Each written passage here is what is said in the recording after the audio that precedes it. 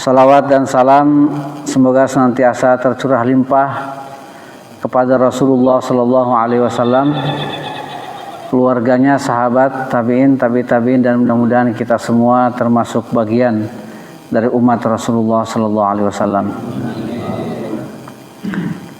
Hadirin hadirat jamaah rahimakumullah, pada pagi hari ini insyaallah kita akan mengkaji salah satu ayat yang terdapat di dalam surat Fatir ayat 27 dan 28. Yang kebetulan memegang mushaf silahkan dapat dilihat. Surat Fatir itu surat yang ke-35, ayatnya ayat ke-27 dan 28 ya. Baik, kami akan bacakan dulu ayatnya, nanti kami akan ulang, kemudian para jamaah sekalian dapat mengikuti sedikit-sedikit ya setelah kami bacakan selesai. A'udzu billahi minasyaitonir rajim. Bismillahirrahmanirrahim. Alam tara anna Allah anzala minas samaa'i ma'an fa akhrajna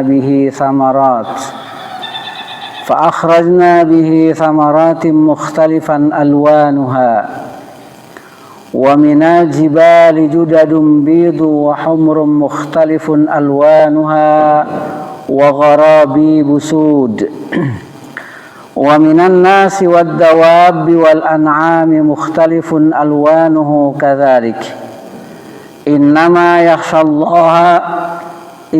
yakhshallaha min ibadihi al ulama innallaha azizun ghafur. Shadaqallahul azim. Baik, kami akan bacakan, silakan nanti para jamaah mengulangi setelahnya ya. Alam tara anna Allah anzala minas samaa'i ma'a fa akhrajna bihi thamaratin mukhtalifan alwanuha wa minal jibali judadun bidun wa humrun mukhtalifun alwanuha wa gharabibu sud wa minan nasi wad dawabi wal an'ami mukhtalifun alwanuhu kadzalik innama yakhshallaha min ibadihi al-ulama innallaha azizun ghafur. Ya, baik, kami akan terjemahkan sedikit-sedikit. Mohon diperhatikan makna terjemahan dari dua ayat surat Fatir ini. Alam tara, tidakkah kamu perhatikan?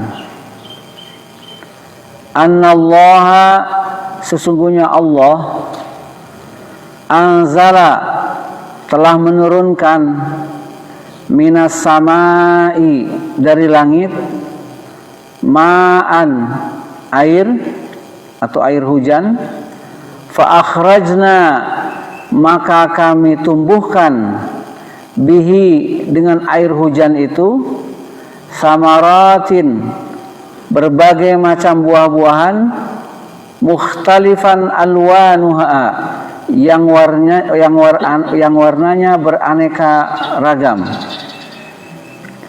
wa minal jibali, dan Allah menciptakan dari gunung-gunung itu judadun bidun, garis-garis berwarna putih, wa humrun, dan garis berwarna merah, mukhtalifun alwanuha, yang warnanya juga beraneka ragam, wa gharabi busud, dan juga ada bagian dari gunung itu yang berwarna hitam pekat.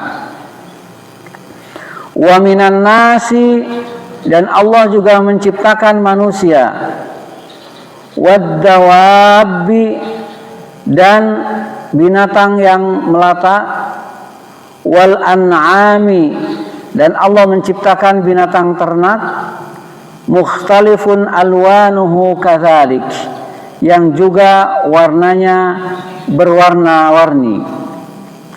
Innama yakhshallaha, sesungguhnya yang akan takut kepada Allah, min ibadihi, dari hamba-hambanya, al-ulama'u, adalah orang-orang yang memiliki ilmu pengetahuan. Innallaha, sesungguhnya Allah Subhanahu wa taala itu azizun, maha gagah perkasa, ghafurun, dan maha pemberi ampun. Ya. Jadi kalau diterjemahkan secara umum, ayat ini memberi makna kepada kita, tidakkah engkau perhatikan sesungguhnya Allah Subhanahu wa taala itu telah menurunkan air hujan dari langit. Maka Allah menumbuhkan dengan air hujan itu biji-bijian dan tumbuh-tumbuhan yang warnanya beraneka ragam. Allah juga menciptakan dari gunung-gunung itu garis putih dan hitam, juga berwarna-warni, dan Allah juga menciptakan dari gunung itu garis berwarna hitam pekat. Dan Allah juga menciptakan manusia dan binatang melata, juga Allah menciptakan binatang ternak yang juga berwarna-warni dan berbagai macam bentuk. Sesungguhnya hanya orang-orang yang berilmu pengetahuanlah yang akan takut kepada Allah, dan sesungguhnya Allah Subhanahu wa taala maha gagah perkasa. Para jamaah rahimakumullah, itu kira-kira makna dari ayat 27 dan 28 dari surat Fatir. Surat Fatir itu termasuk surat atau termasuk kategori surat yang sudah pernah kami jelaskan di sini, yaitu kategori surat Makkiyah, di mana kita semua tahu bahwa Al-Quran itu, ya, seluruh ayat Al-Quran itu dibagi ke dalam dua kategori besar, yaitu kategori apa? Kategori Makkiyah dan ada kategori Madaniyah, ya. Secara umum bahwa ayat-ayat Makkiyah itu adalah ayat-ayat yang diturunkan sebelum Rasulullah SAW hijrah ke Madinah. Adapun ayat-ayat atau surat-surat Madaniyah itu adalah surat-surat yang Allah turunkan kepada Nabi Muhammad SAW setelah beliau hijrah ke Madinah. Ya. Ini kira-kira makna umum dari klasifikasi ayat Al-Quran ke dalam Makkiyah dan Madaniyah. Meskipun nanti ada beberapa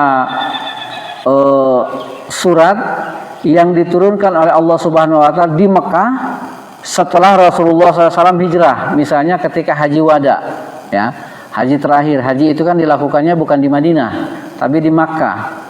Dan ketika Rasulullah SAW Haji Wada, haji terakhir, Bapak Ibu rahimakumullah, haji pamitan sebelum beliau meninggal dunia, Rasulullah SAW mendapatkan wahyu beberapa ayat Al-Quran.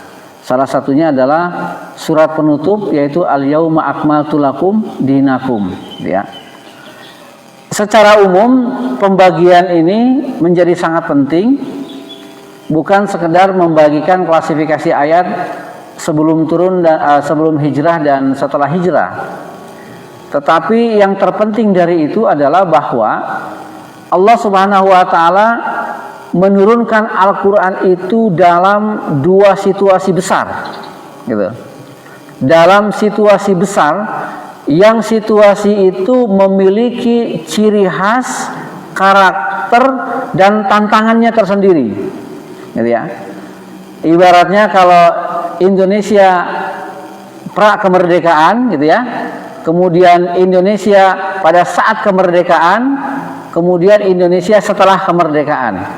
Jadi kalau dulu kita ada pahlawan yang memperjuangkan kemerdekaan, gitu ya. Kemudian pahlawan kemerdekaan. Nah, kita belum ada nih pahlawan setelah kemerdekaan, padahal banyak sekali ya. Mahasiswa yang gugur saat reformasi dan segala macam, gitu ya. Para buruh yang meninggal memperjuangkan hak-haknya itu juga sebetulnya pahlawan, gitu ya. Jadi kategori besar ini menentukan karakter dakwah Rasulullah Sallallahu Alaihi Wasallam. Bagaimana kemudian situasi dakwah di Mekah dengan situasi dakwah di Madinah. Bapak Ibu yang sudah diberikan rezeki oleh Allah ibadah haji ya atau umrah, secara geografis kita bisa merasakan bagaimana situasi Mekah itu. Kalau sekarang gunungnya sudah banyak dibongkar ya, sudah banyak berganti hotel-hotel mewah di sekitar Masjidil Haram itu. Aslinya Ka'bah itu kan pusat kehidupan pertama di Makkah karena ditemukan air Zam-Zam itu. Kemudian Al-Quran menyebut posisi Mekah yang di situ ada Ka'bah itu adalah biwadin ghairi dzi zar'ain, di sebuah lembah yang tidak memiliki tumbuh-tumbuhan. Tidak ada tumbuh-tumbuhan berarti tidak ada air, kan gitu ya. Tidak ada air berarti tidak ada kehidupan. Tapi kemudian Allah mengirim Nabi Ibrahim dengan anak dan istrinya ke tempat itu.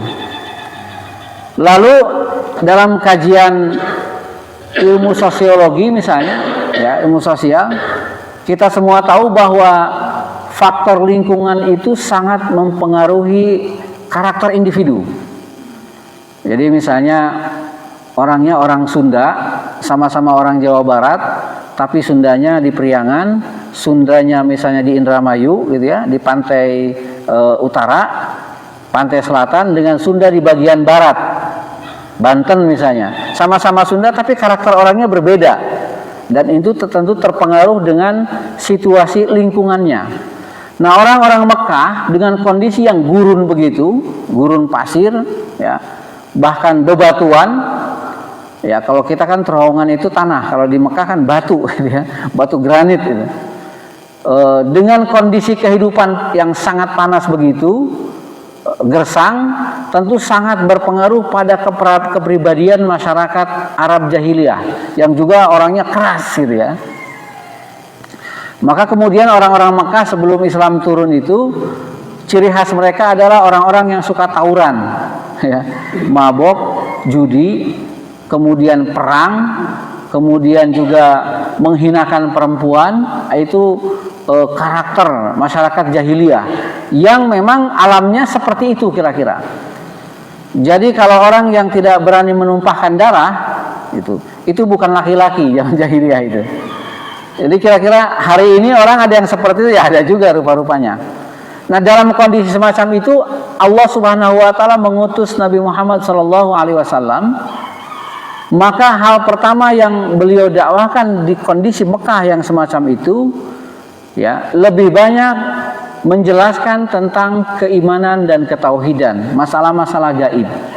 Kita semua sudah mengulas tema ini di beberapa pertemuan yang lalu, bahwa hal pertama yang Rasulullah ajarkan dan hal pertama yang Rasulullah dapatkan dari wahyu adalah bagaimana mengajarkan keimanan kepada masyarakat jahiliyah Mekah waktu itu. Sehingga karakter utama klasifikasi ayat-ayat Makkiyah itu didominasi oleh ajaran-ajaran tentang keimanan dan ketauhidan. Adapun ayat-ayat yang turun di klasifikasi kedua, Madaniyah itu tadi, lebih didominasi oleh ayat-ayat yang berbicara tentang masalah ibadah syariat, ya. Misalnya ibadah saum Ramadan, ibadah haji, bahkan perintah berperang, gitu ya. Perintah berperang untuk mempertahankan diri itu ayat-ayatnya bukan turun di Makkah, tapi ayatnya turun di Madinah, gitu.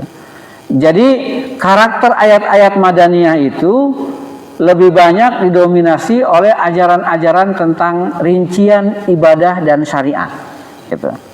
Nah, klasifikasi ini sangat penting, Bapak Ibu rahimakumullah, sangat penting diketahui, terutama oleh mereka yang mengkaji Al-Quran, yang mengkaji tafsir, untuk mengetahui ayat mana yang turun lebih dulu dengan ayat yang lainnya.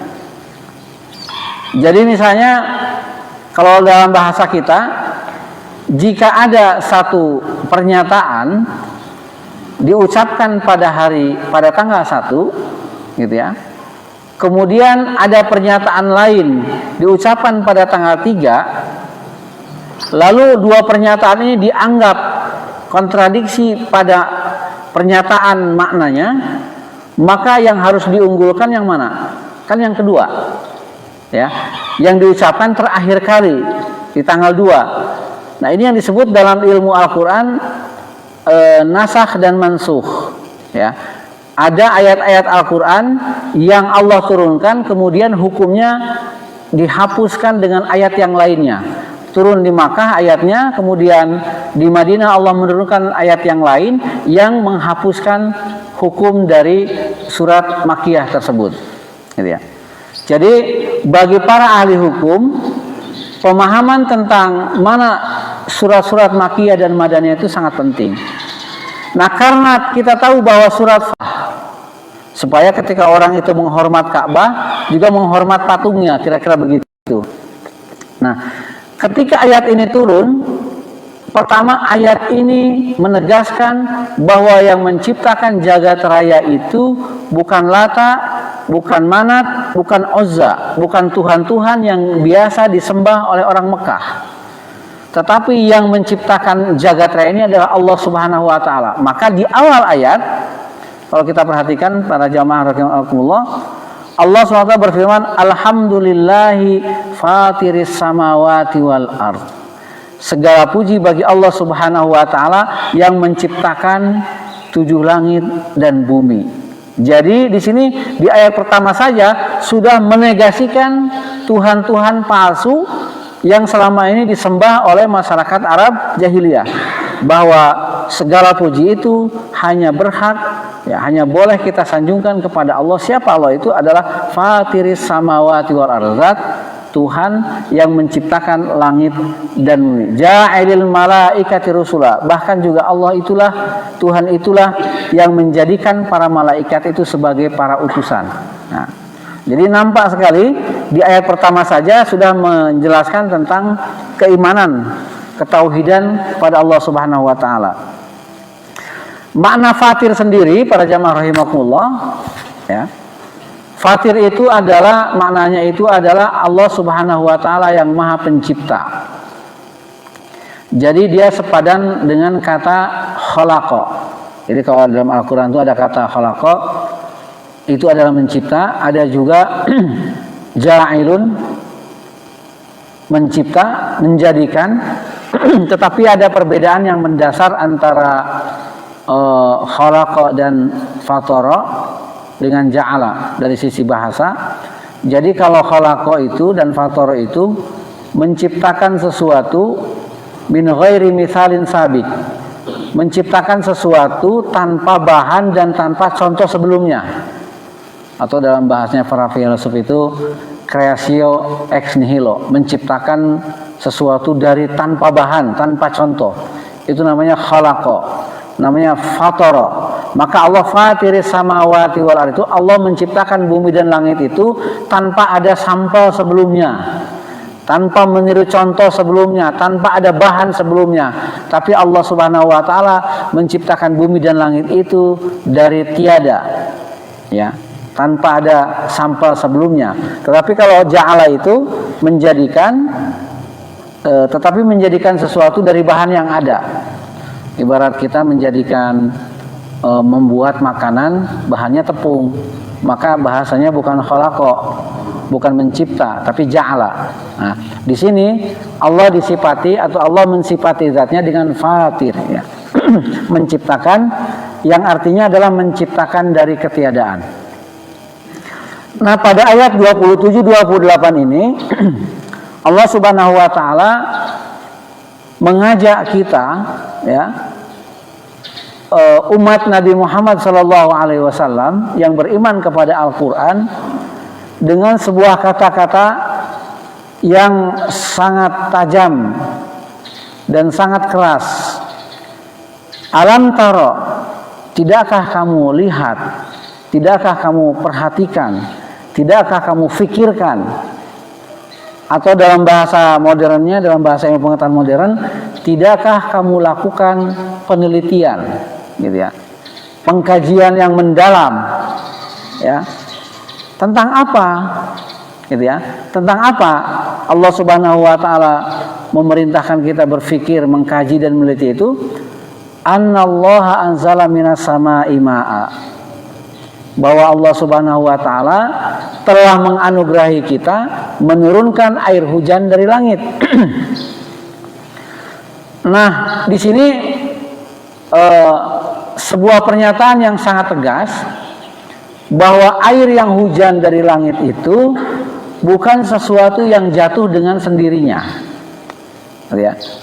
Bukan sesuatu yang bisa ada dengan sendirinya, tetapi bahkan air yang menetes, ya, jutaan bahkan miliaran tetes air yang turun ke bumi itu adalah merupakan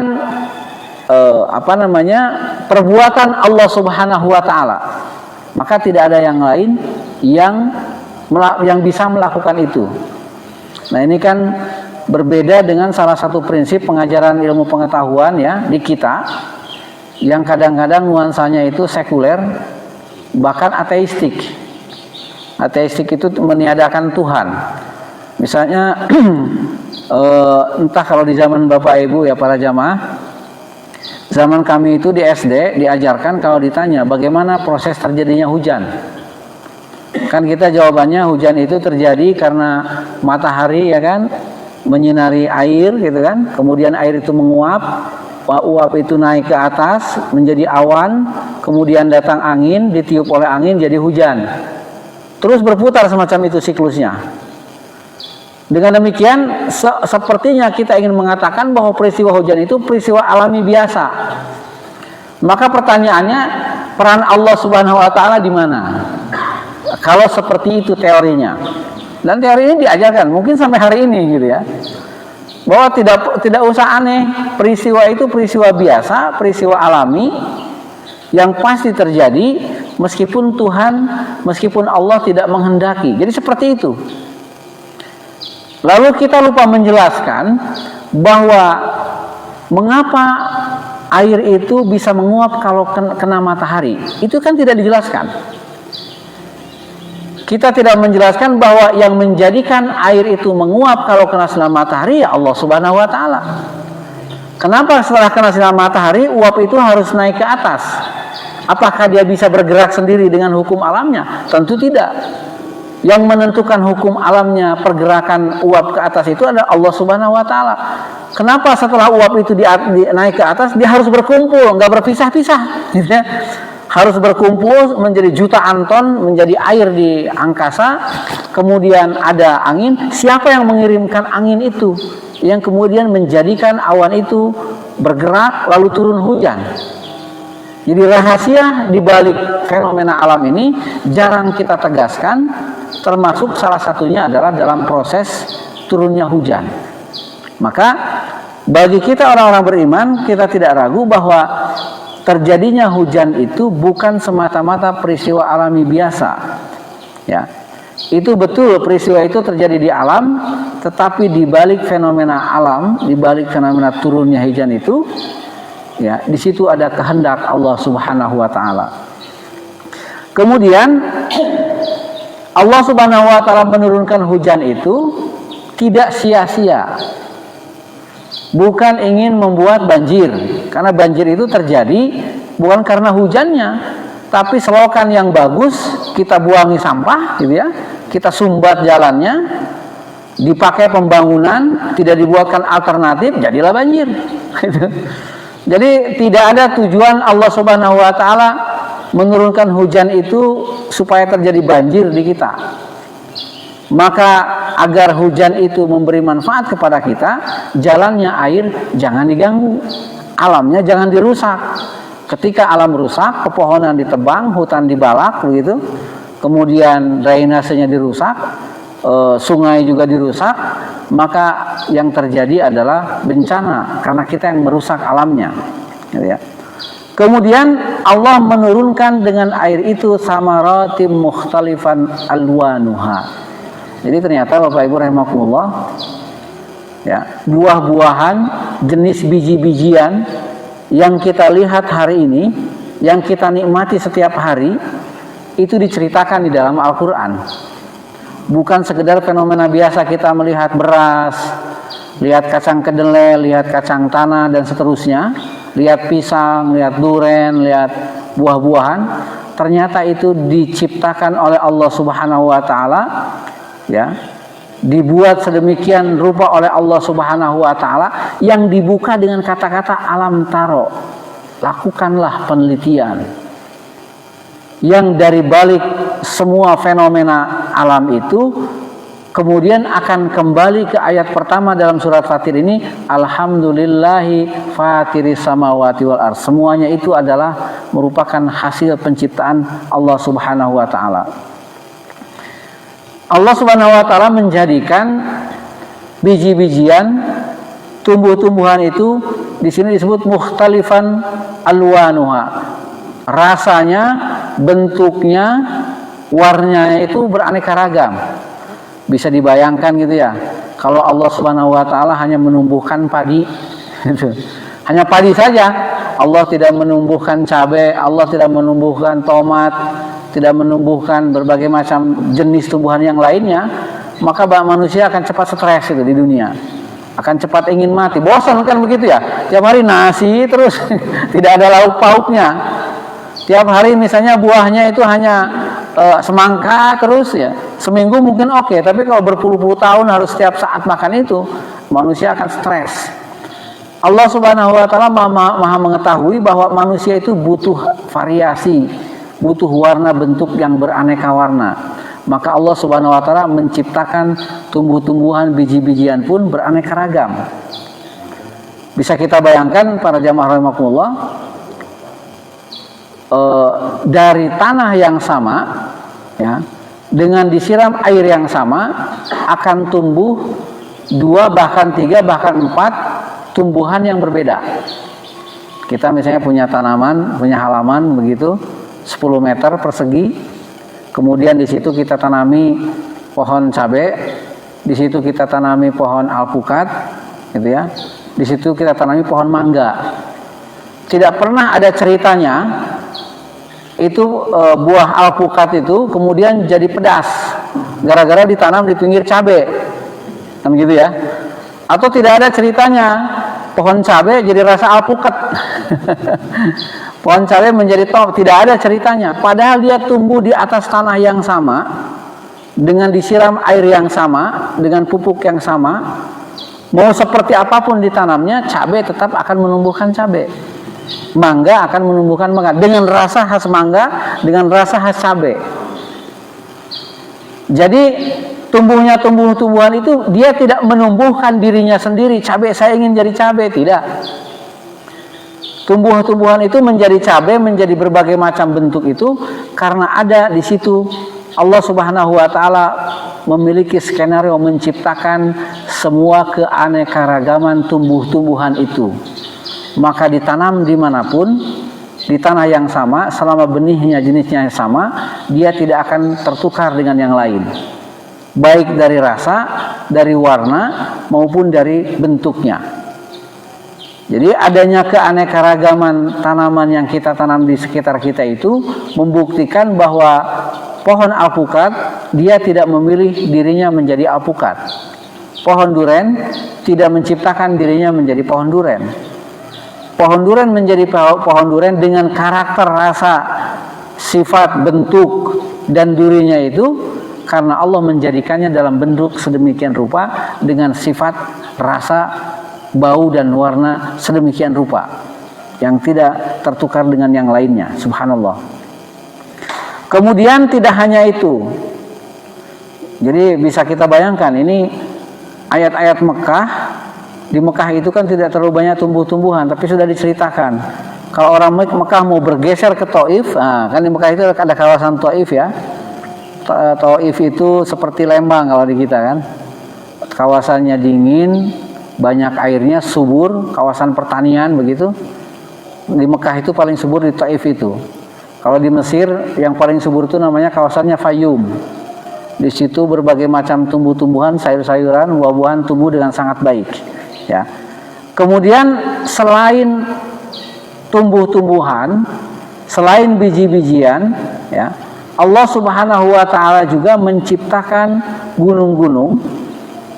Yang gunung itu tidak hanya diciptakan sudah dalam bentuk sedemikian rupa asal-asalan, tidak. Tapi Allah menciptakan gunung itu ada garis putih, garis merah, berbagai macam bentuk. Ada gunung Merapi, ada gunung yang tidak mengandung api, dan juga ada gunung yang berwarna hitam.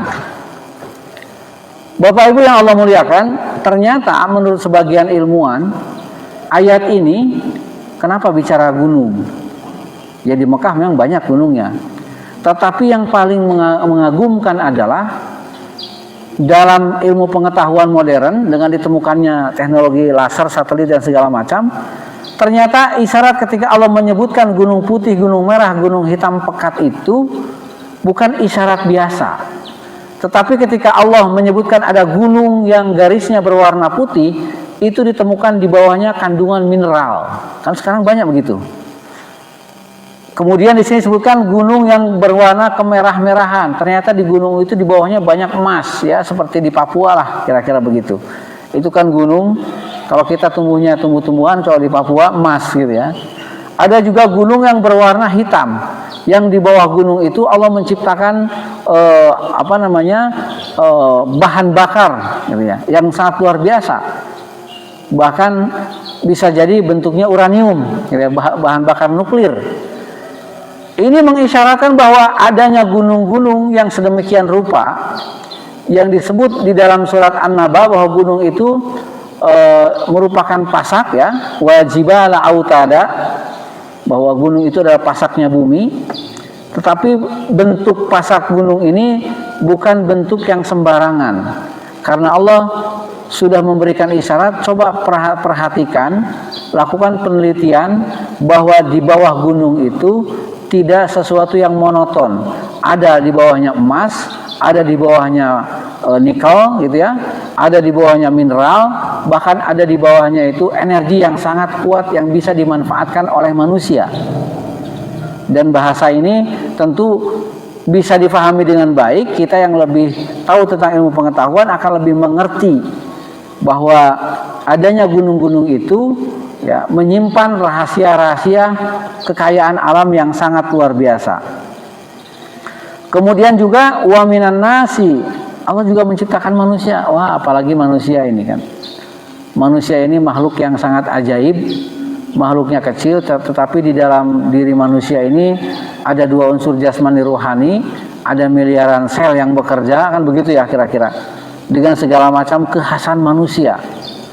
Maka meneliti tadi tentang hujan, kemudian meneliti tentang bagaimana ditumbuhkannya tumbuh-tumbuhan, lahirlah berbagai macam ilmu pengetahuan modern, kan begitu kira-kira. Ilmu tentang tanaman, ilmu pertanian, dan seterusnya. Bicara tentang gunung di situ, maka lahirlah ilmu misalnya geologi, kan gitu ya.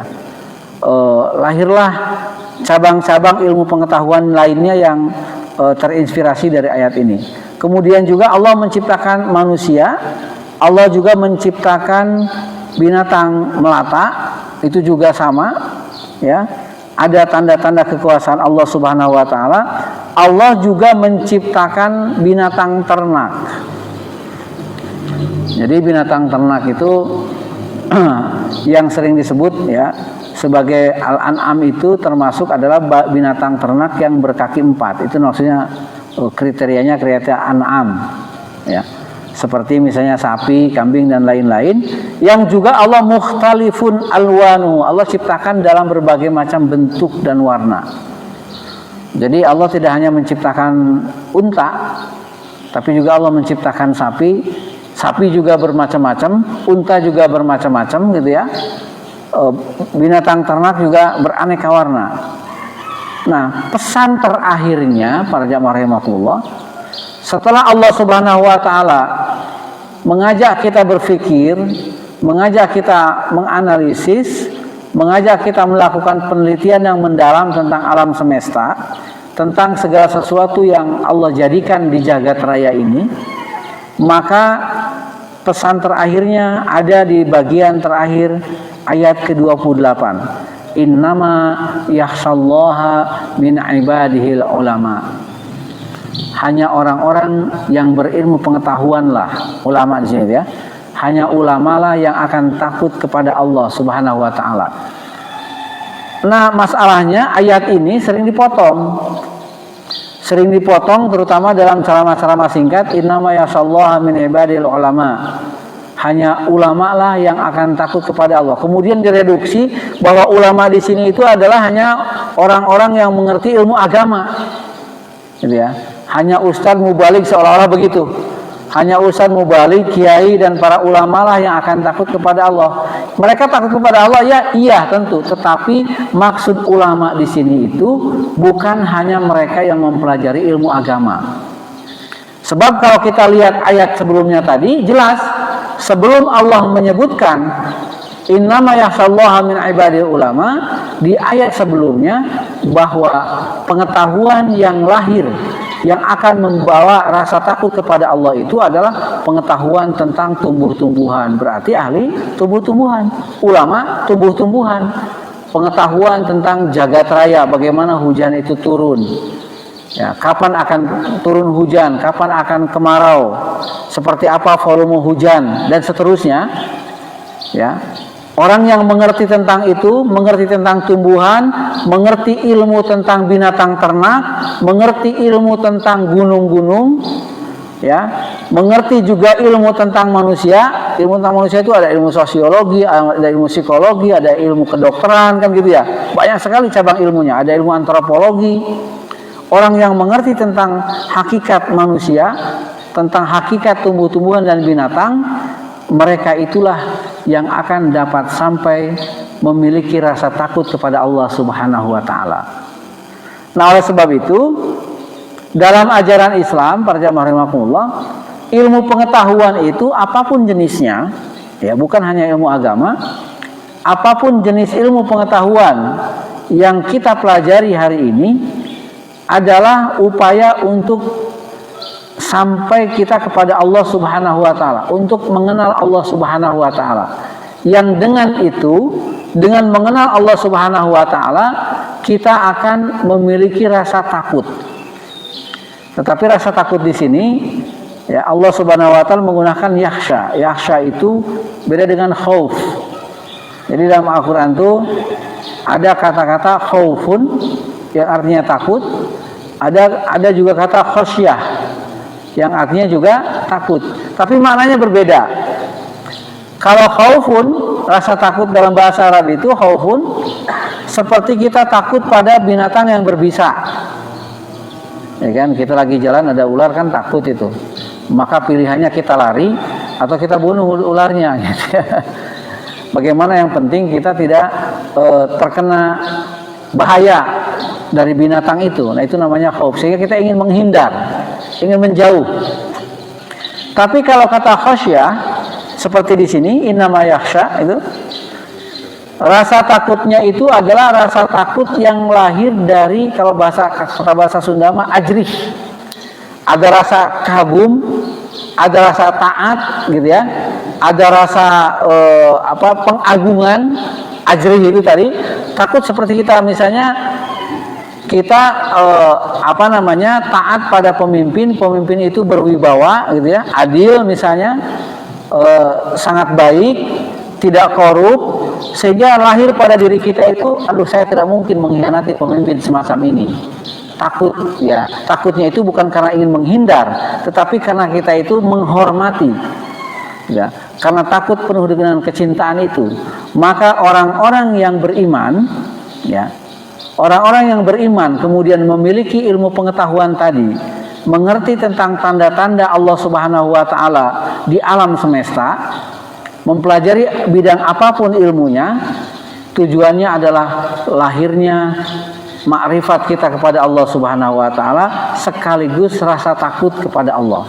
Tetapi takut kepada Allahnya itu bukan takut ingin menjauhi Allah Subhanahu wa taala, tetapi takut yang muncul dari rasa pengagungan, penghambaan, penghormatan dan kepada Allah Subhanahu wa taala, sehingga kita itu takut menyekutukan Allah, takut membuat Allah marah kepada kita, takut Allah kemudian menurunkan azabnya kepada kita, sehingga lahirlah ketaatan-ketaatan yang ketaatan itu, ya, ditumbuhkan oleh wawasan kita, kesadaran kita, pengetahuan kita tentang alam semesta tadi.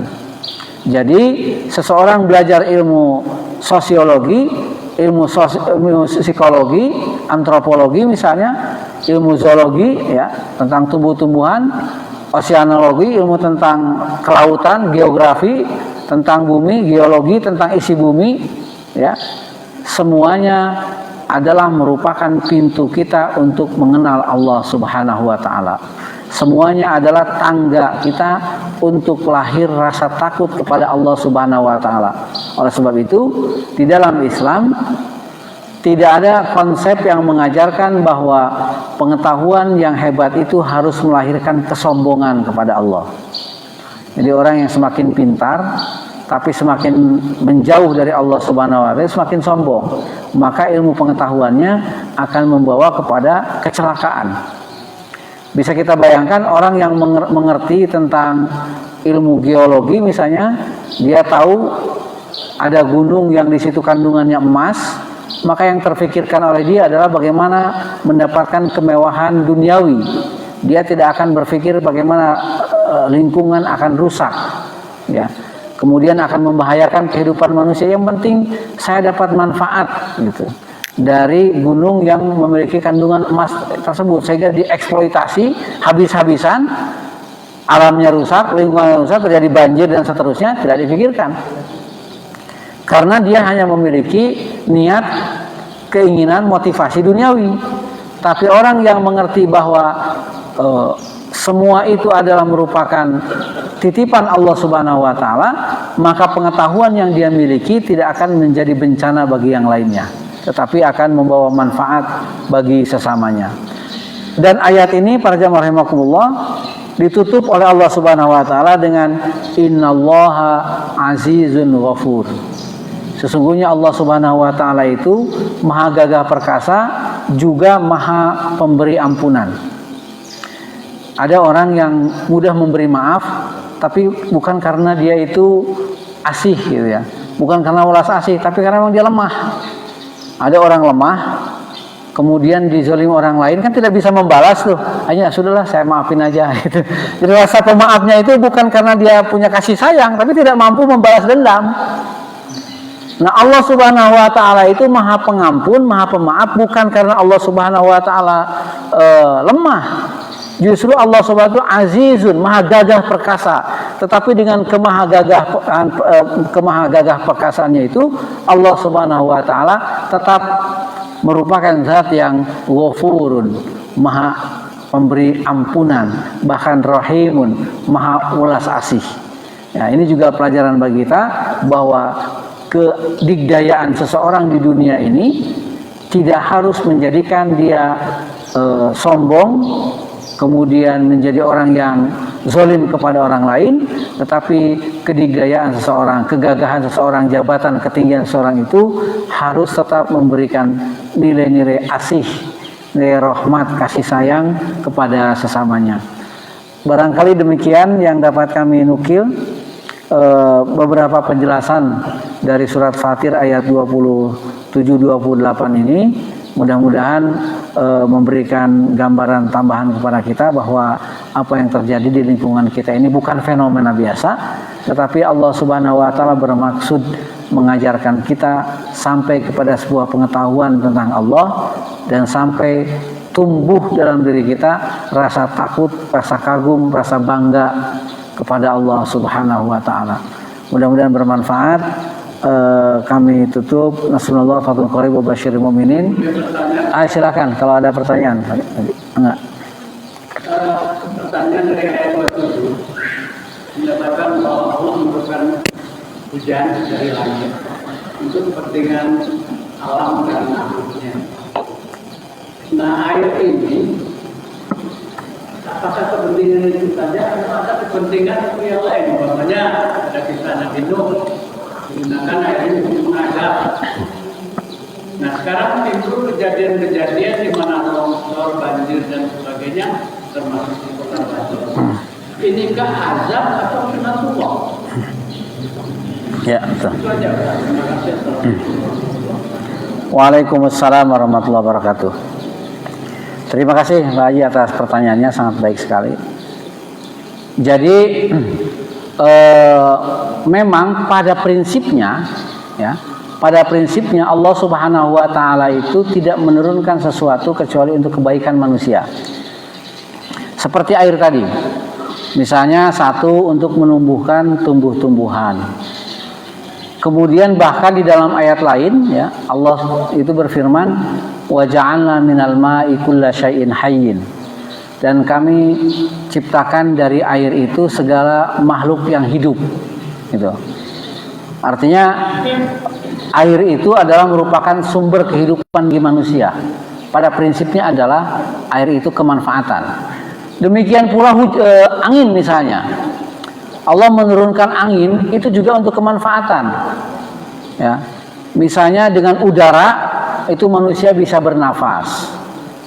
Dengan udara pula misalnya Allah Subhanahu wa taala mengawinkan beberapa jenis tumbuhan, gitu ya. Dan seterusnya. Bahkan juga di dalam Al-Qur'an dengan angin pula dulu sebelum teknologi mesin uap ditemukan, kapal-kapal di lautan itu kan dengan angin juga. Jadi pada prinsipnya Allah tidak menciptakan apapun di jagat raya ini kecuali untuk kemanfaatan manusia.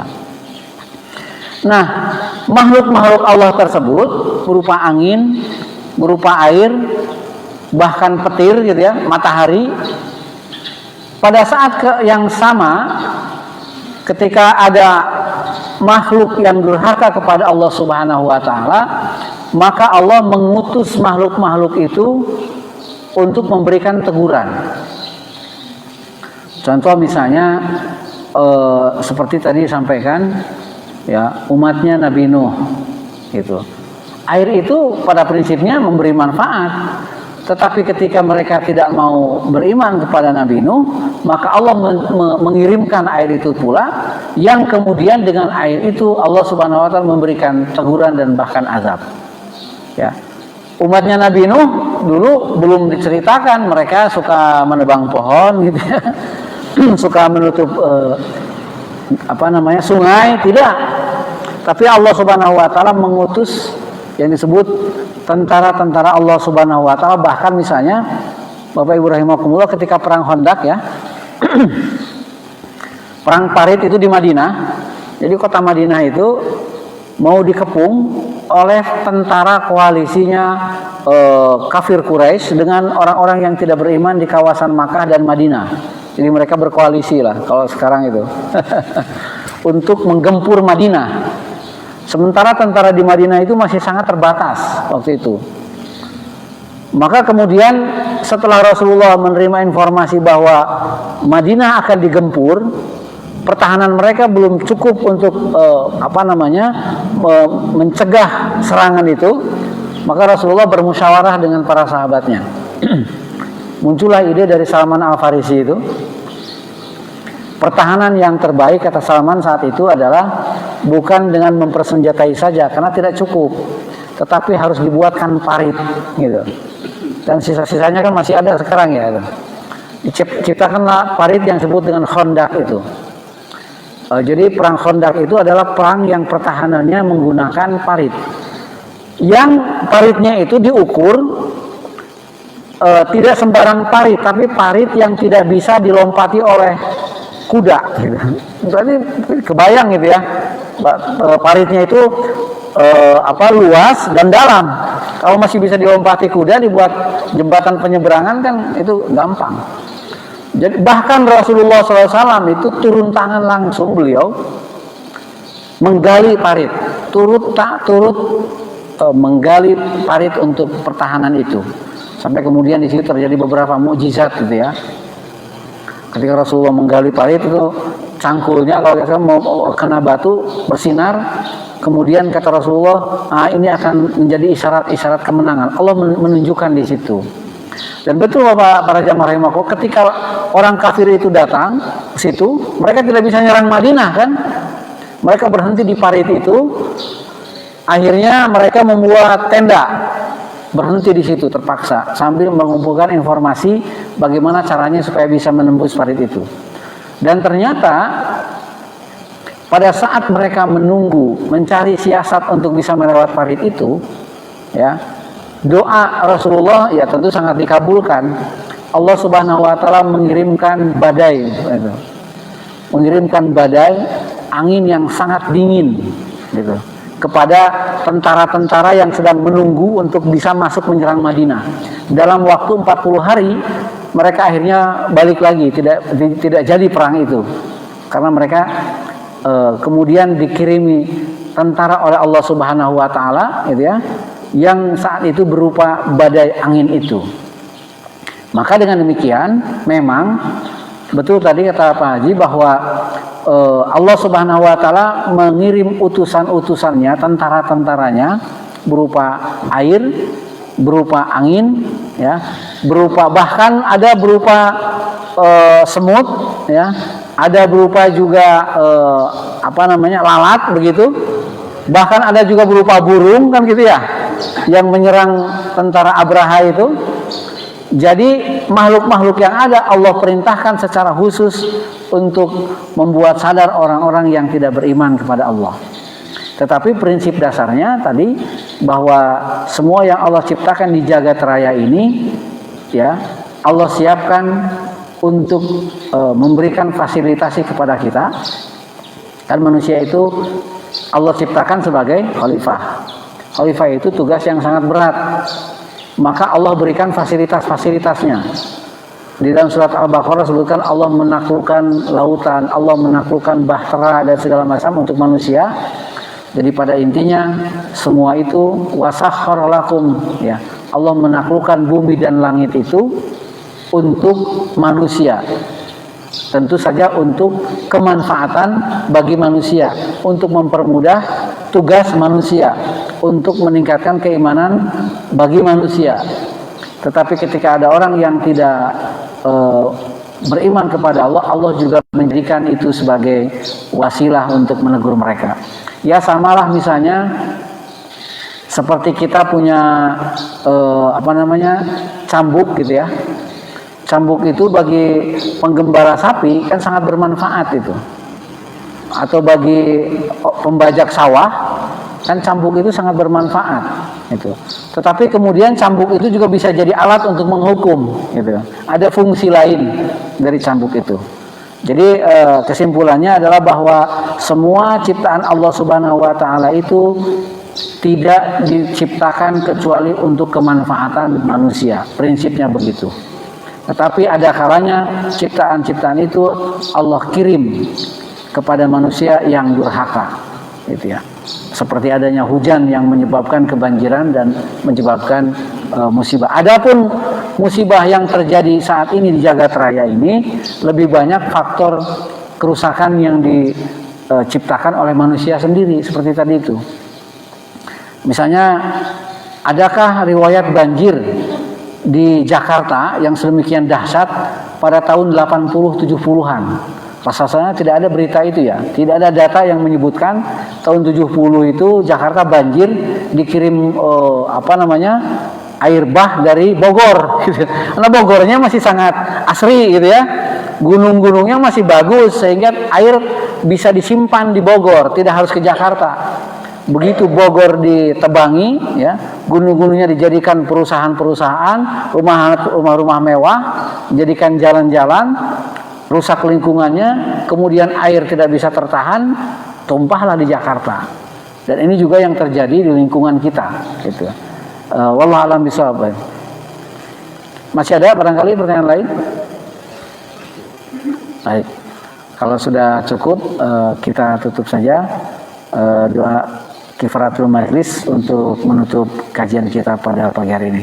Subhanakallahumma rabbana bihamdika asyhadu an la ilaha illa anta astaghfiruka wa atubu ilaik. Walhamdulillahirabbil alamin. Wassalamualaikum warahmatullahi wabarakatuh.